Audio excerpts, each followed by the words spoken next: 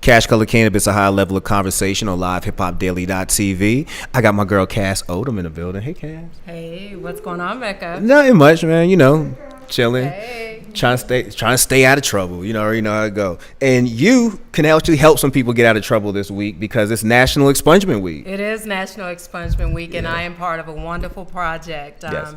It was put together. National Expungement Week was birthed by Adam Vine and Tori Marshall. Yeah. Yeah, and Cage Free Cannabis and Tori Marshall of Tori. Rebate had a vision that they wanted to start expungement projects and help out people who were dealing with records, low-level misdemeanors and charges that they never actually were convicted of and that they actually had on their record.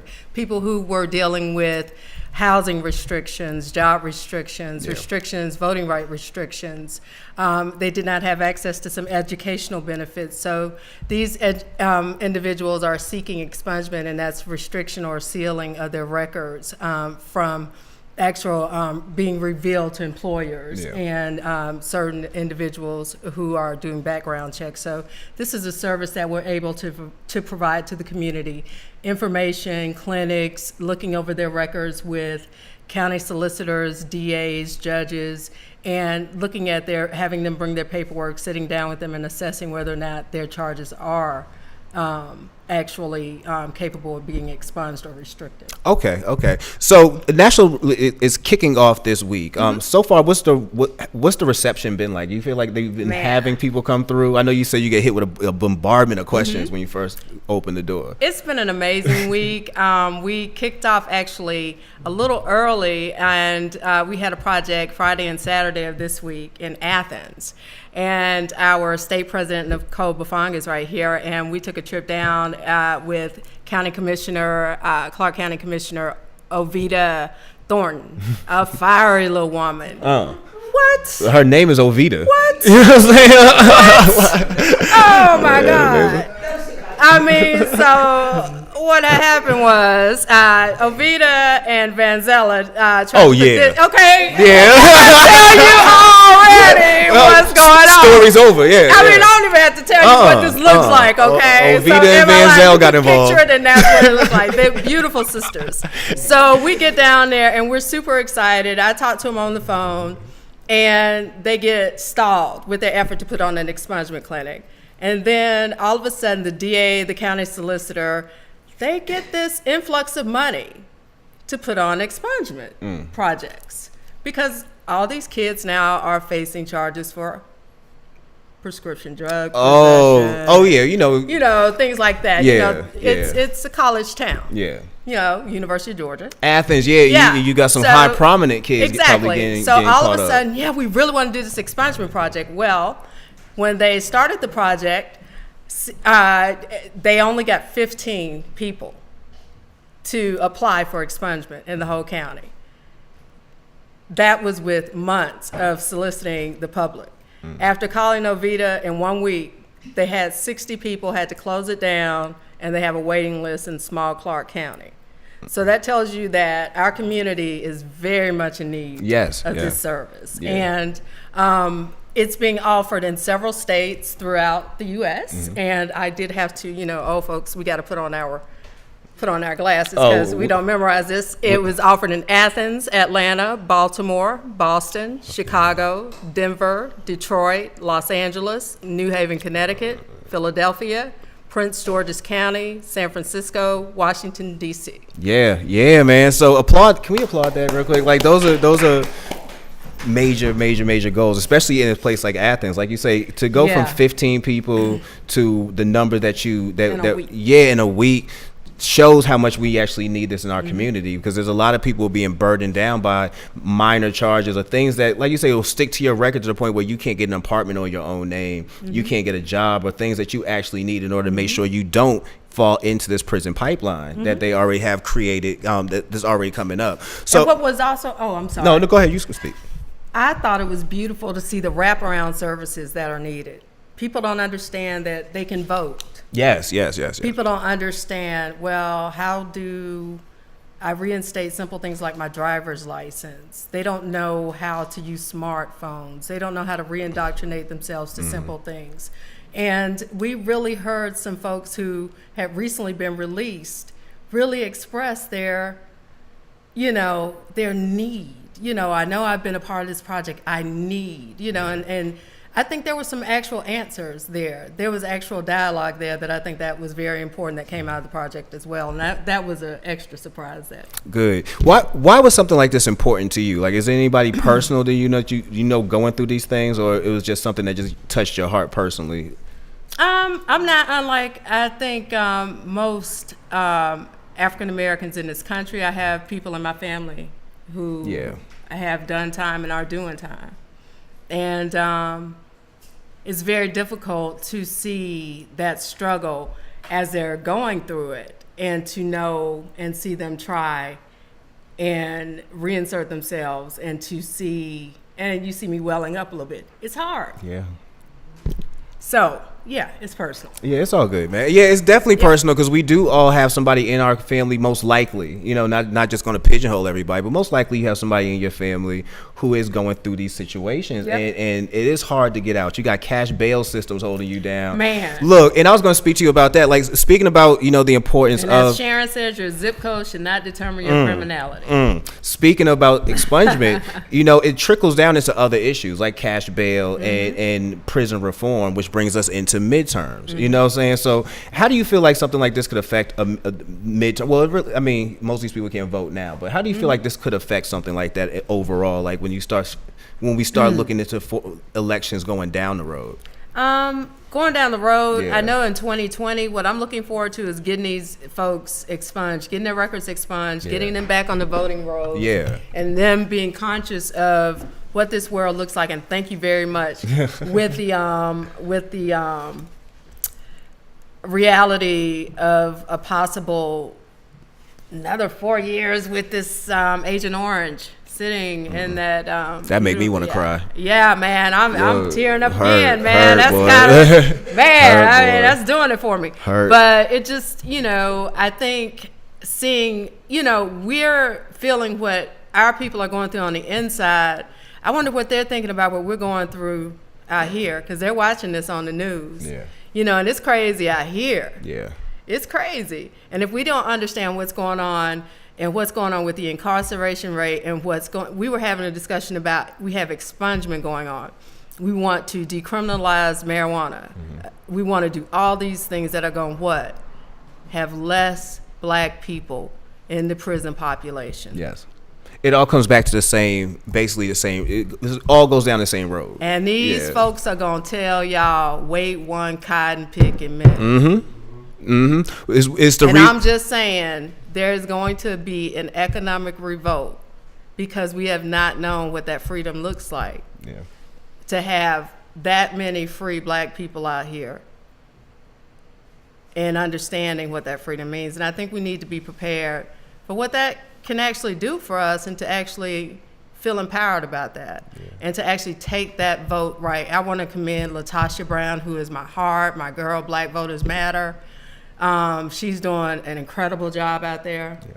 I think we've seen what she's been doing, and M4MM, Minorities for Medical Marijuana. Definitely. We're joining them at the end of their Get Out the Vote campaign, and we're going to be sharing information on our website on how to phone bank with them as well. Okay. So I know you don't do politics. Oh, no. But I will phone bank for a good cause, and that says a lot, because I don't like phone banking. Yeah, that's just for Black Voters Matter. Yeah. So that's not for a candidate. No. Now, again, I don't co-sign no candidates no more. I don't do that no more. But one person, I think those folks gonna get out of jail want to vote. Yeah, they're gonna want to vote, and I want to hopefully when they get out of vote, they have a chance to see some solid candidates. Right now, I feel like we do have a solid candidate in Stacey Abrams. I know that Brian. I'm so glad to hear you say that. Yeah, I know. I know. Look. That wasn't even a conversation, because I could tell. When I used to work I worked for New Georgia in the past, and I worked for Progress. I've done voter registration, and when I was working for Work for Progress, I was there when he lost those first 40,000 votes. Saw those votes. I walked in his office and saw votes just piled up, And I'm like, so this is how much regard you have. You know what I mean? Like, I'm down here on these streets trying to convince these kids why voting matters. I got them to put their names here, and I walk upstairs, and you just got them strewn in a room. And that's real conversation. Like, if I could walk somebody into that whole era before this broke to the news, I'm seeing it in real time. There's no friendly black lady come in there, give you a receipt, hand you some more voter registration forms. And you run out there? And I'm looking behind me like, well, where are you putting all this? You know what I'm saying? Like is this for real? Like, how are y'all doing this? He's getting entered. Exactly. But yeah, he's not a solid candidate. Long story short, he's not a solid candidate ever to me. But Stacey is. I think she has some solid. She's what's up with that $500,000 loan though? Well, look. I ain't gonna debt shame nobody. but what I will say is this: you losing 40,000 votes is a lot of votes, and you didn't do that by no accident. And to do it 2 times means it really wasn't no accident. And to even be overheard saying what you're saying, you know what I'm saying? Like none of this is an accident. Exactly. All this should be even more reason why people get out and actually make a conscious decision to vote. And I am saying that Stacey's a solid candidate. I know that you're a supporter of Stacey. How does Stacey feel about this? You know, I know that she is, again, a proponent of decriminalization and things like that, but how does she feel about expungement and let's see how we could get rid of this whole prison complex system out here? You know, I was so happy. I don't know if you guys saw her just the other night on stage. Stacey said, if you want to decriminalize cannabis in the state of Georgia, vote for me. And she said it on stage. Yes. And I was like, yes, thank you. Say it again, please. I ain't gonna lie, that might have swung the white vote. Yeah, people have kind of been like, is she on the fence about it? Is she not on the fence? Yeah. And I had the privilege of being chosen she had a program called the Blue Institute. So thousands of people applied. It was before the 2016 election. Long story short, they chose activists from different arenas, and I was a cannabis activist. And for a week, they put us up at Georgia Tech, and we were trained to work for the 2016 elections. I ended up working for Bernie Sanders. A lot of us ended up working for Hillary or Bernie. And we were trained by actually, you know, Stacey Abrams herself, Ben Jealous, everybody came in, and we were like, y'all are really training us? We had blew our minds. Yeah. And at that time, I had one-on-one time to pull Stacey aside and talk to her about her position on cannabis. And she said, I want you to promise me that you'll come to me when I run for governor and talk to me about this. And when I came to her to talk to her about it, she ran it down. She said, I'm for in-state cultivation. I'm for personal cultivation for medical. I'm for small businesses and women and minorities. My brother has been an addict and done 2 bids in state prison. He suffered from mental illness and self-medicated. He got out, had no access to medication, started robbing people again, went back to jail. I understand the prison system. I want to make sure that people are treated not just because of their color. When it comes to dealing with drug abuse, when it comes to opioids, when it comes to crack, it should be the same treatment. Yeah. You know, there should be no difference in how that's treated because of skin color, and that's what we've seen in America. The crack epidemic and the opioid epidemic. We've seen an entire different approach. And we've seen an entire different approach in Georgia when it comes to the socialization, how we want to talk about cannabis, and how we're going to look at this coming from a black candidate. I think she's been a little afraid, maybe. Yeah, most likely. Again, you're running, you're the female, black, running in Georgia for governor. You really got to kind of watch your stats. And I fully understand. I understand how the game get played. How far you gonna blow up your own spot? Yeah, especially when, you know, they quick to want to pull out student loans and you burning flags. And, you know what I mean? Yeah, so I can feel you not want to come out full on. I can feel that. But me being me, I'm going to need you to give me some kind of, like you know, shout out to my man Brandon and Day One Radio. They were speaking about this earlier, that we have to get to a point where we stop voting people in and then asking for what we need. You know what I'm saying? Like, I need you to give me some, like, how silly is that for me to, you know, give me something first before I say, all right, I can hold you down. Like make me want to believe in you. And what I can say positive about Stacey is Stacey has made me want to believe in her. And I'm definitely voting for her. Like, there's only 2 candidates and the other one don't exist to me. So, so she got my vote.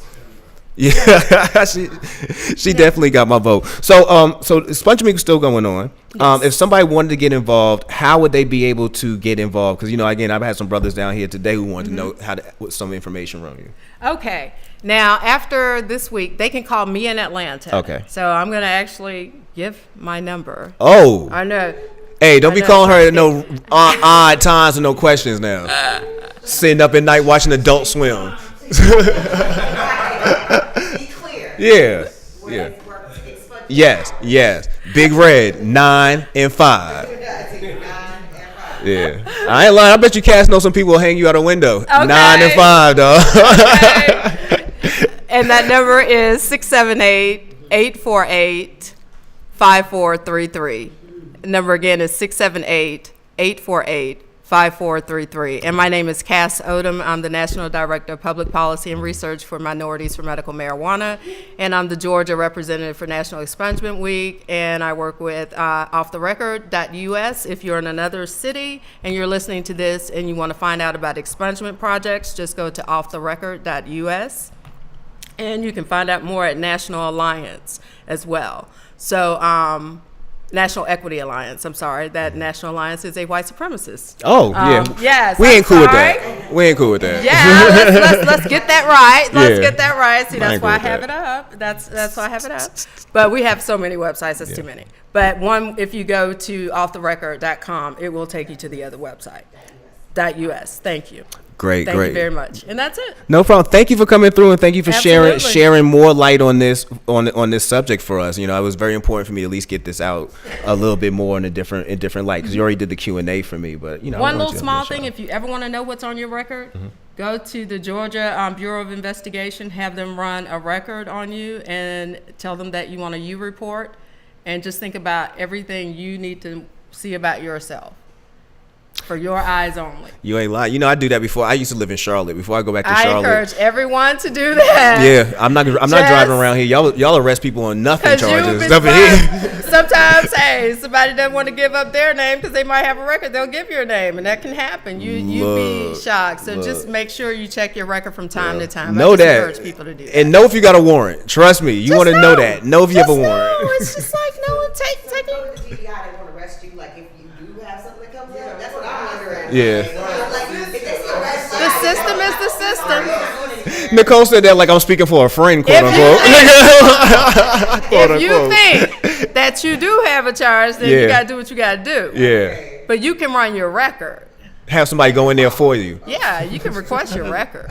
Yeah, from GBI. We're gonna talk about that a little bit more off. Yeah. We're gonna talk about that off air. We'll talk about that off camera. Yeah. Well, thank you again, Cass, for coming through. And I appreciate you very much. We're actually gonna when the episode drops, I will release her number so you can catch up with her after this week and see if she can help you.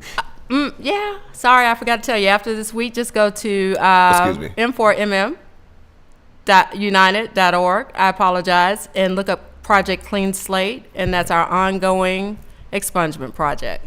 My apologies. No, it's no problem. Well, as I say, we're going to have that information when we do release the episode, so don't worry if you missed it or it went too fast for you. We're going to make sure you get that and so you can know for yourself. It's Cash Color Cannabis, a high level of conversation on LivehiphopDaily.tv. We out. No.